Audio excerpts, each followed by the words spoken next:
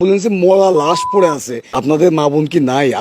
আপনার কি কবরে যাবেন না? বলতেছে এটা নোয়াখালীর গাড়ি, এই গাড়ি ভাঙো, ওই ড্রাইভার যে আছে ওরে পিটাও। আপনারা দেখছেন লাইভের মধ্যে আমাকে একটা ঘুষি মারছে আমার চোখের মধ্যে।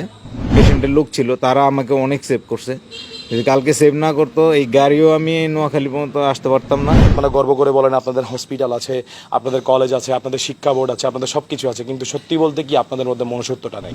আমাকে আল্লাহ বাঁচিয়েছে, মানে তাদের যে এমন বর্বরতা এটা আমি কোনদিন কল্পনাও করি। যখন আমি ওই হসপিটালে নিয়ে গেছি, ডাক্তার যখন চেক করছে তখন আমি জানতে পারি যে এটা লাশ। আমাদের এই ফাউন্ডেশন থেকে কুমিল্লায় তাদের বন্যার সময় আমাদের এই ফাউন্ডেশন কিন্তু তাদেরকে অনেক হেল্প করছে, ত্রাণ বিতরণ করছে, কিন্তু কুমিল্লাবাসী হয়তো সেটা ভুলে গেছে। যে আমাকে হিট করছে সেও একজন ড্রাইভার, আমিও একজন ড্রাইভার। গায়ে হাত তোলাটা এটা মানে নিজে মাইনা নিতে পারতেছি না।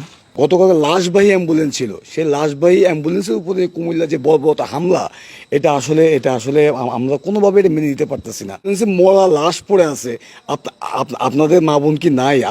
আপনার কি কবরে যাবেন না? একজন বৃদ্ধ মহিলা লাশ ছিল এখানে।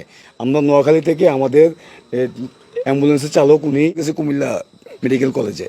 তাহলে কুমিল্লা মেডিকেল কলেজের জন্য বাংলাদেশের একটি প্রতিষ্ঠিত মেডিকেল কলেজ, যেটা কুমিল্লা মেডিকেল কলেজ, বলতেছেন আমাদের গাড়ি পর্যন্ত আঘাত করছে, গাড়ি।